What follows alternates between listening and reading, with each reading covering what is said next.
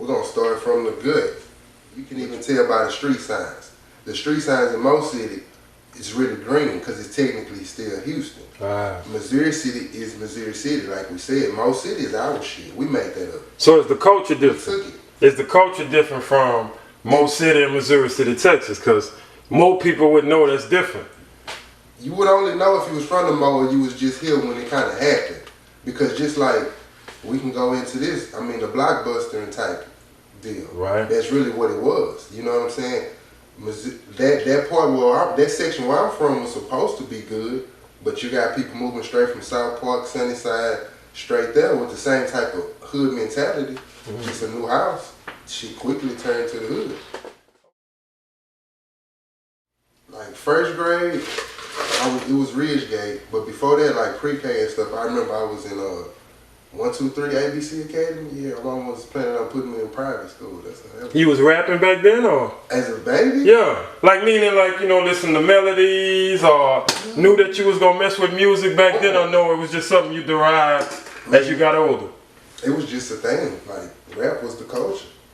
At the end of the day, I didn't even know what screw was. I didn't know they were slowing the records down. Like my mom would be listening to shit like Easy E, like what's that, OPP? Right. That's Naughty by Nature now. Right.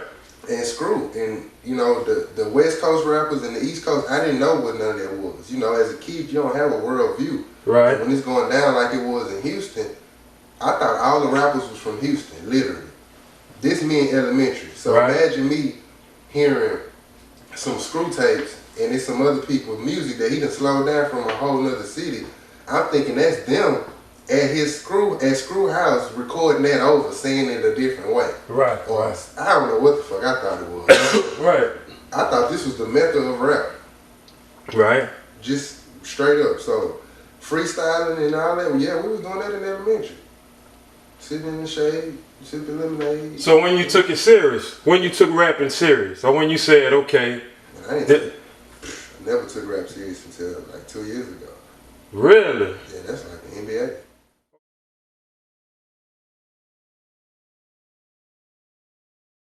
Even at the age space you're at now, you feel like that was a great move? Yeah, that was the best move. Like that answer, give me your analysis on it and why. Well, I actually started writing poetry first. So this come from a different place. Okay. You know, I really don't want to rap. I never wanted to rap. Like, it was just like something to do. You do when you run your homeboys. It's just a freestyle. I never thought, like, even when I was young, I think I did have a little tablet that I never told nobody about, but it wasn't like I was really going to do it. It was just because I guess I already had the talent. And when you got that type of talent, you don't know what to do with it, it's going to come out. Like, I used to draw too. But I think I got out. What was the question again? I was pretty much asking, like, from your opinion, like... Oh, when did I take it serious? Right. So I took it serious after I found out I could write poetry. Okay. So I wrote poetry for like... And that started in grade school? Nah, I didn't know. Just a couple of years ago as well? Yeah. I've been writing poetry probably 5 years.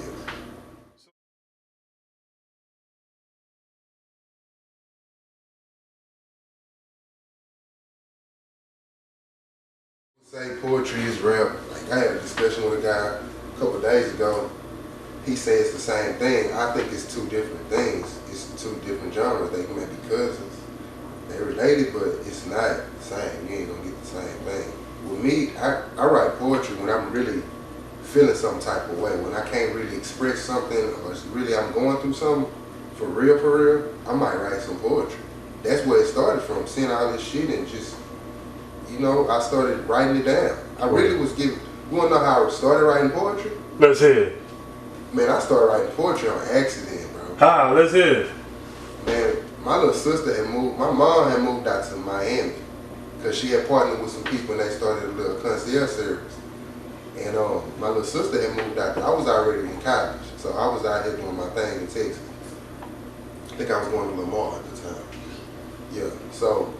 For sports or no, just? You know what, I was back in Houston because I was talking to her. I was back at TSU. Not for no sports. Okay. I ain't playing sports since. Okay, what was you in college for? Criminal justice. Okay. How did that work out? I mean, that's cool. I got 1 semester to get my bachelor's, but I just lost all faith in the judicial system as a whole. So, 1 semester left to get your bachelor's in criminal justice. You pull the plug. I pulled the plug. It was going to be out to law school after that. Say it again? It was going to be me going out to law school after that. But that was in the time I'm finding out I can write poetry. Ah. So it's a conflict of interest in my mind. Okay, so explain that. Why is it a conflict of interest? I mean, I never seen a rapping ass lawyer. I feel like as a lawyer, you got to be politically correct a lot of times. I'm definitely not politically correct as a rapper. Period. I say what I want, and that's how it should be. Right. I shouldn't be marginalized anyway. You grew up both parents in the home, or? No, just my mama. Just moms, okay. So no father figure around, no? I mean, she had boyfriends. Word. And, I mean, different older people in the neighborhood I would know, or my homeboys. Shit, that's it. So how does the... Real father figure, not no stable one. Not no stable one. So are you experiencing any trouble at a young age? Drugs?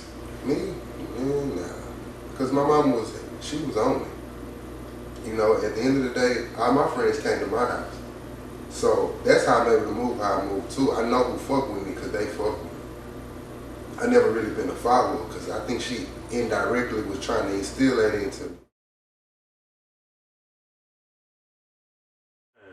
At first she didn't. She didn't? No. Why not? Conflict of interest, supposed to be a lawyer. She got these thoughts in her mind, oh, baby boy, gonna be a lawyer now, blah, blah, blah. When you take a left turn like that, now you look like a stereotype to them when you don't really know why I do this shit. So, at first she was telling me, no. She told me my raps was trash, literally. So what persuaded you to keep going? I knew I was cold. Okay. I know I do this shit for other reasons, so it don't matter what you think. Okay. It's nothing that could ever stop me. Facts. And for me to really, really stop, like the world would have to be so peaceful, like serene. I could walk outside, ain't no odds of me getting fucked up by the cops. Period. Any big features on any albums that you had? Big features. The biggest feature I got is Bugatti Casino. Out of Dallas. Yeah. Yeah, he pretty cool. I'm sorry, forward. Okay. All right. Yeah, that's Dallas too. All right. That's kind of like, if I say I'm from Mo City, that's Houston. Word. Not really. That's kind of a little different. That shit different. I ain't gonna speak on it. That's them. You can ask them. He's a pretty dope artist. How you put that together? Man, I just reached out to him, and I didn't think he was gonna fuck with me, but he actually fucked with me. It wasn't a free feature either, but still. Okay, so you had to drop the bag. Yeah, but he gave it to me on the G price. Okay. Was this during coronavirus? Nah, man. The song I got with him was like a year old now. Oh, really? So you just wanted to market it now? Well, I really never did market it. Man, I was having some problems finding a good engineer to get my shit right, because when I first started recording, I was fucking with FM, and he one of the best producers, engineers out here in Houston. So I can't go from fucking with FM to not having that type of quality, because it just ain't gonna work for me. I ain't gonna put it out. It's no point. So FM is your previous engineer that you was dealing with before? Yes indeed. Now I deal with A-Red. Okay, well, what happened to FM? He's gone or? He ain't gone. I mean, he out here, he be busy, man. Okay.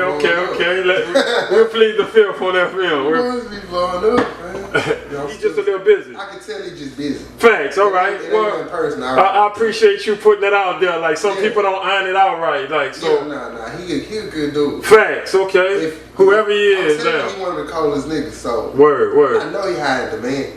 Okay. I know he. Word. So he busy. He just song super old. I just dropped it a few months ago. Okay, so he on his grind. He pretty. Yeah. He was on his grind when I met him. Any other artists that you would want to work with? That you haven't worked with already? Just big artists, small. I used to want to work with a lot of the artists, but what changed your mind?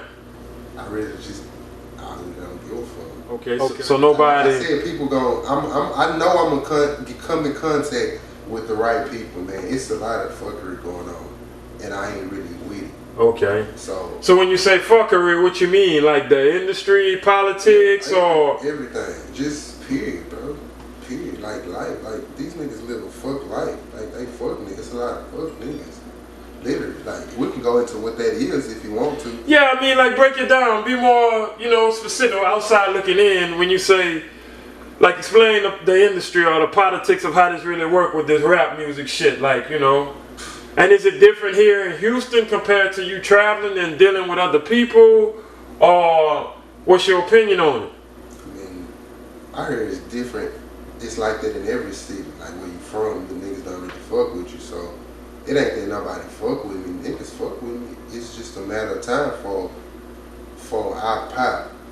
I already know that. That's why I keep grinding. Word. But as far as niggas being fuck niggas, they are literally fuck niggas.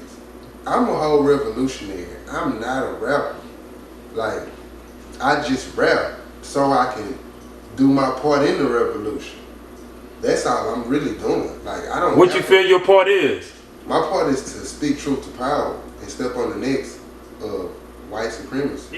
You don't have any friends outside of your culture, or are you just against? I mean, I just don't trust nobody outside of my culture. We don't really have no allies, and that history already proved that to us. And I'd be a fool to think I do, because time and time again they fool us into thinking that they allies. Even right now with this shit that's going on, that shit don't move me at all. Even the white tears that I've been seeing lately, that don't move me. I eat white supremacist tears for lunch. So it's bullshit. Like, so smoke and mirrors, bro. So your music,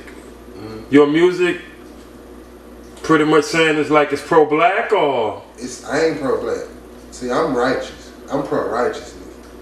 When niggas get caught up in that pro-black shit, that means you justify everything niggas do. Which to a certain extent, I know ain't none of this shit niggas' fault. Explain that, what you mean, because none of this is individuals' fault. Because some people feel like, or might not say feel like, some people might have the thought process of saying like, okay, even though you're saying it's not their fault, but they're conscious enough to know what's going on. So what's your response to that? Well, they can be conscious all they want. It's systematic. Racism, the racism that we face is systematic. It's not just these isolated events. It's some real shit. That's why I feel how I feel when it comes to tackling it. You face it head on. You can't turn the other cheek. You can't let it marinate. You can't let none of that. You can't let it just steam in the pot, because it's gonna burn eventually. So you might as well just go and get them up out of here. My music is gonna be all around. It's not just one way. Like, I make music for the people, so different people gonna feel it. Because at the end of the day, it's about leaving behind a legacy. And I got a daughter to raise too. I can't have her looking up to no bullshit. But what the fuck? I know also too, like, I really went over like your visuals, and my favorite song visual wise would probably be Forever. I like that visual. So I like the visual of that, and also when it comes to bars, I hear you talk about that on Instagram, also on YouTube, like you big on bars. Right. So if I had to pick my trap for bars, it would be Ice Cream Remix. Alright. Yeah, that was one of my first flows. Really? Yeah, that's why, you see what I'm saying? I had to. No way. You just build, I'm building on top of that. That's crazy. I didn't even think of it like that. So, what? Buck the system. Okay, explain that. With an asterisk right by Buck. Okay, so explain that. All work done yet? Yeah, all work done. Okay, we're going to have to put that on the screen so we can show them all work done. When this dropping? This could drop within the next month. Okay, for sure it's going? Within the next month for sure. Okay. Yeah, it's going to drop in July. Okay. For sure. But I got a single that I'm finna drop the visual for this week. What's the name of the single? I could drop it this week or next week. Juneteenth on the way, right? Right. I know niggas like to celebrate holidays. Right. So I might drop it on.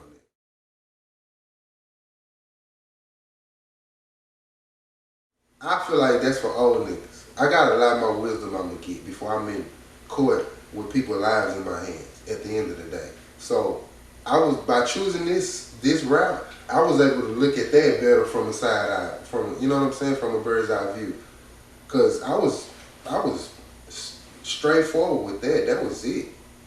And I feel like my mind expanded way more from when I was gonna be a lawyer than versus being a poet, because I was kind of one track minded.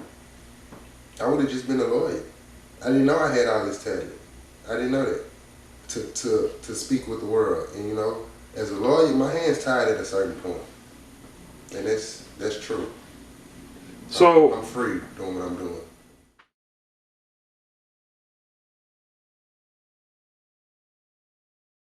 You can't miss it. You can't miss Screw on the Houston shit. he dope. I think DJ Screw was dope, man. Dope homie.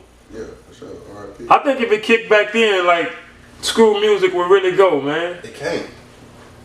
Ain't no Screw. But I just think Screw music is if dope. you ain't no Screw and you making Screw tapes, Oh well. it ain't no Screw. Right. I've seen You gotta call interviews. it something else. I seen interviews where Hawk said personally out his mouth that he didn't like when other individuals was doing that Screw or making Screw And tapes. see, he gone. Somebody got to hold it down for him, right?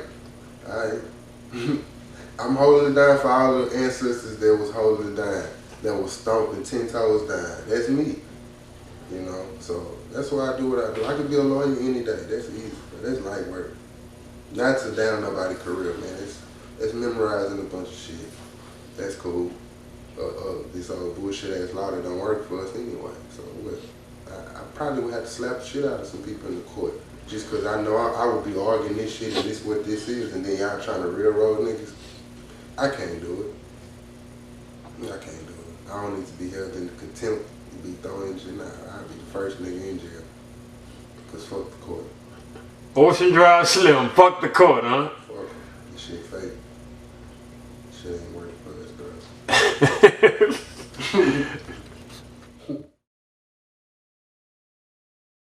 Okay. Man, niggas and bitches envy what I got going on. I ain't even rich. Facts. Okay. Okay. For real. And it's a bunch of corners going on, bro. Word. Okay. Okay. Okay. Listen, to not see. So dudes just want to pull up and mix because of, you know, you out there swerving. Niggas say I'm too arrogant. Niggas say I'm arrogant. Oh, and actually tracks, or is it from a competitive standpoint, or? In person, when a nigga's trying to critique me, niggas want to say, well, it's really which one nigga I'm talking about, to be honest. I really only got one hater right now. Okay, And we okay. supposed to be homeboys. Okay, okay. Okay, yeah, well that's cool, that's cool. We're gonna No, I ain't worried about none of that, because ain't nobody gonna whoop my ass, bro. Right, we gonna plead the fifth. We're gonna plead the fifth on that individual, you know. Hey, we're gonna plead the fifth. Right,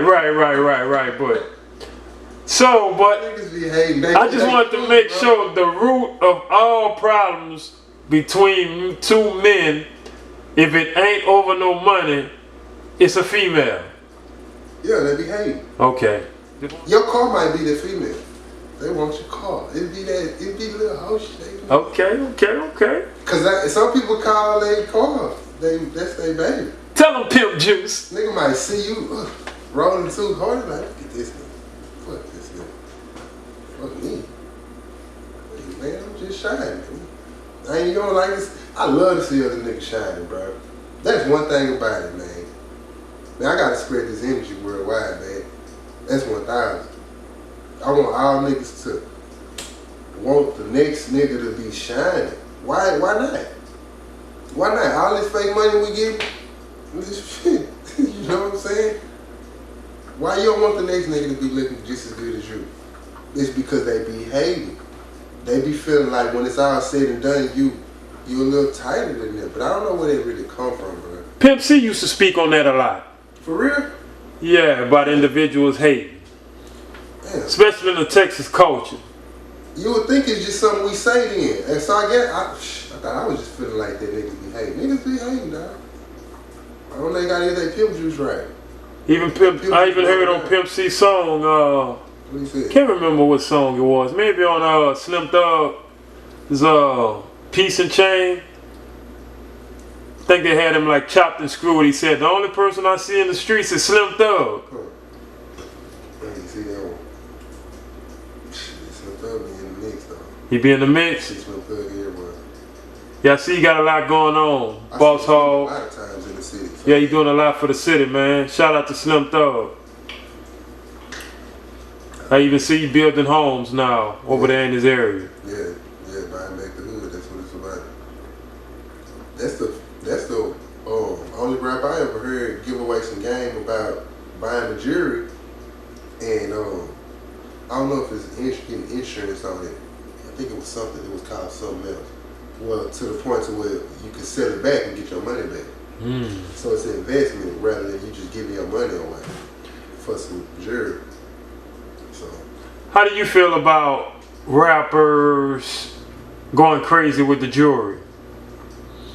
Going crazy? Some of that shit just be excessive. I ain't gonna lie. I mean, how much ice you want to have? I thought it was just about shining a little bit. I know right after about 22 chains, you know. Yeah, I mean, shit. But you supposed to get the one you really wanted, get that one. I mean, so I guess it's shit. Sometimes this shit get old too.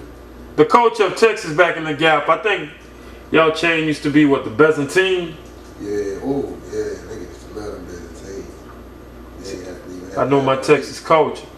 Yeah, for sure. That Byzantine. The Byzantine line. I remember when niggas had the Byzantine bracelet. My partner had one. I wanted it.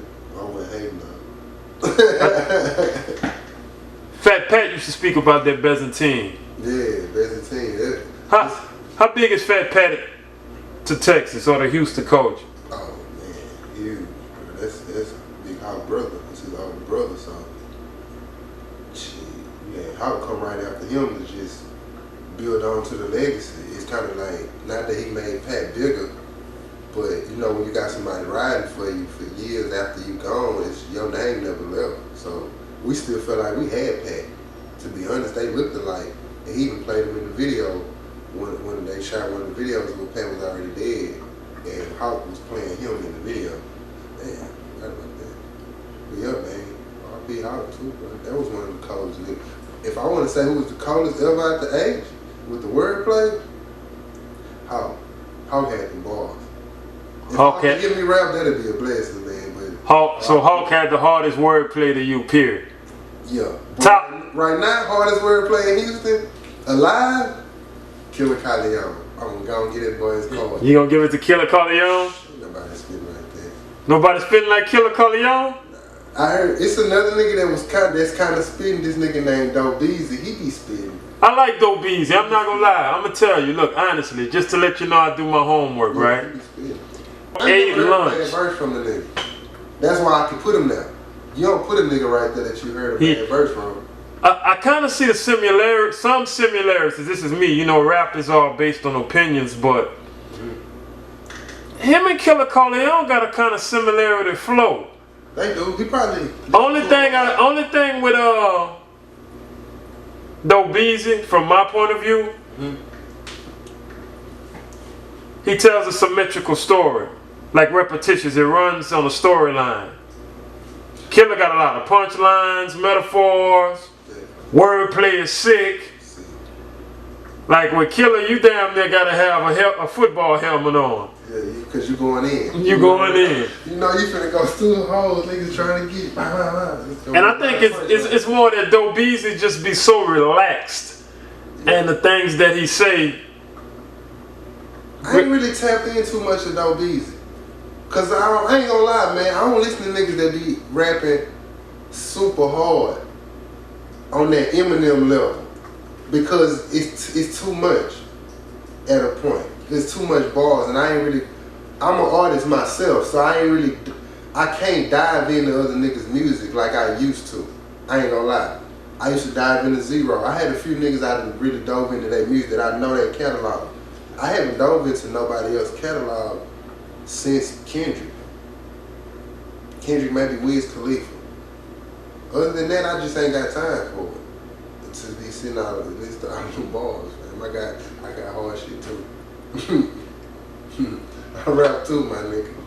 Word. So, the shit I'd do a song with doughbeezy. Come think about it. Doughbeezy pretty hard. But I don't really know. You know who else I like? Big Tony. Big Tony. Tony. Big Tony from off the north side. I think Big Tony out of Heather Glen. I heard him on King of the North with Slim Thug. Big Tony. Shout out to Big Tony. He was nice too. I like him too. Shout out Big Tony. I'm gonna have to check him out. Big Tony pretty nice too. I like him. You got balls? Yeah, he remind me of Big Pokey. Okay, Big Pokey, that's one of my favorites. Yeah, he like a new reinvented really? Big Pokey from my point of view. Big nigga? Yeah, he big. Okay, I remember that Pop too. Heavy. Yeah. I love Pokey because for his style, like, because he was a big nigga in the clip. Yeah. He was a big nigga. Big Tony nice though. Yeah. Okay, we leaving the Pokey. Hang on. But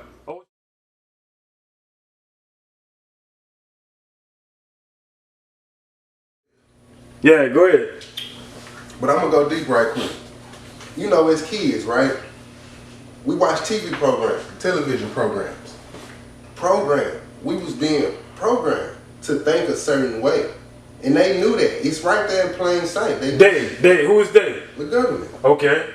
We don't say it what it is. That's really what it is. So, my way in countering that, I'm putting it in words, right?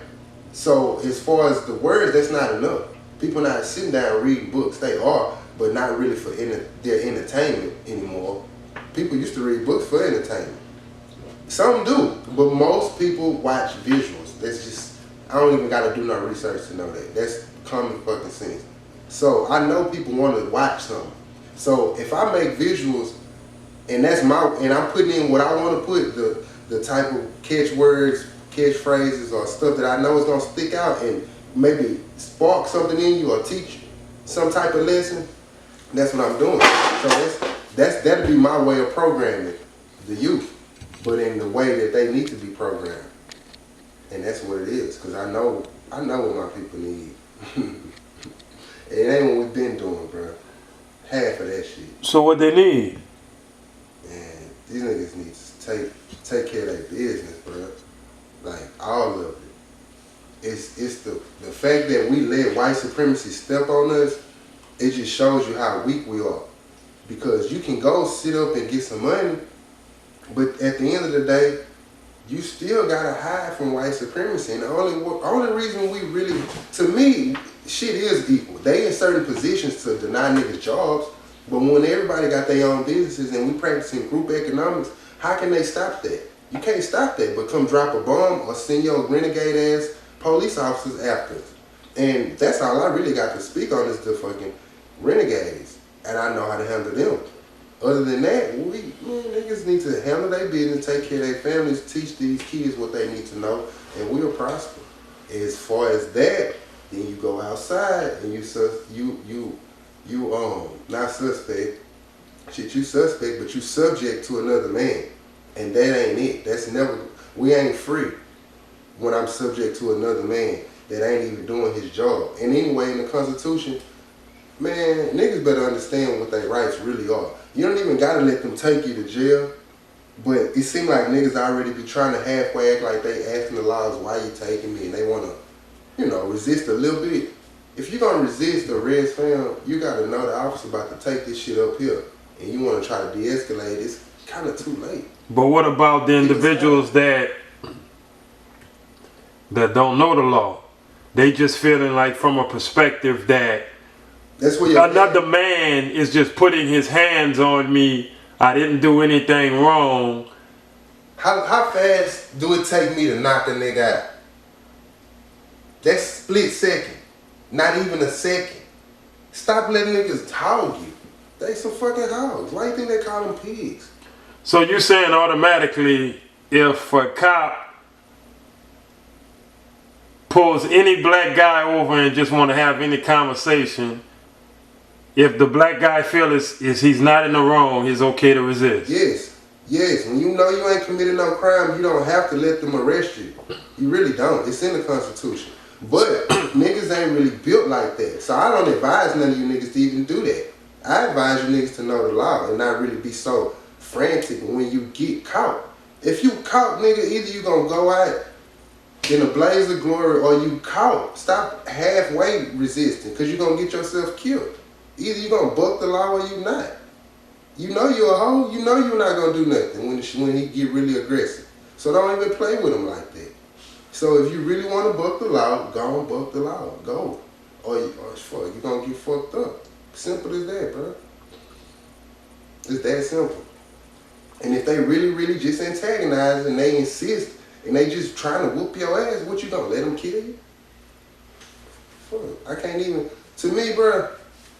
And my nigga Young Pharaoh, man. Shout out Young Pharaoh. This nigga said, and I was thinking it, but I'm like, I don't know, man. If it's 3 niggas sitting on me, how can I really get up? I might be tired. But a nigga not finna sit there with his knee on my neck. I'm gonna wiggle up out of that bitch. I'm up out of there. And that's no disrespect to Floyd. I really don't believe that shit true, dog. That nigga might be alive, man. Freemasonry is real. Y'all see it, man. Niggas out here with a lot of fuck shit. So you feel like Floyd is still alive? Could be. Possibly. Could be an actor. Nigga neck, I can make my neck go limp too. Feel me? I can play dead, dog. Like the officer that pulled up was an officer. There wasn't no paramedic. They ain't checked that man's neck. They just grabbed him and put him on the gurney. What's that? That's not a paramedic. He had a gun. You could see the indentions from his vest. What paramedic pull up with a strap? These niggas is actors. So you feel that the autopsy that CNN released is not authentic? And the family members are not mourning actually over a family member that they lost? That's hard for them to swallow, bro. Well, maybe not. Maybe they all lean on it too, bro. I don't trust shit. This new shit, I don't trust shit new. What you mean you think they could be all in and out, you don't trust the new shit? Like, because the Freemasonry is so deep. That's who control the KKK. That's who is in the laws doing all this. It's not really, it's deeper than what I thought it was all this time, which is the white supremacy. At the end of the day, it's really white supremacy. But the Freemasonry is so deeply embedded into this society. That's all it is. Like, that's really why I be like, fuck the courts too. That shit just look like a fucking a lodge when you walk in the courtroom. The way it's set up is all. Man. So you don't.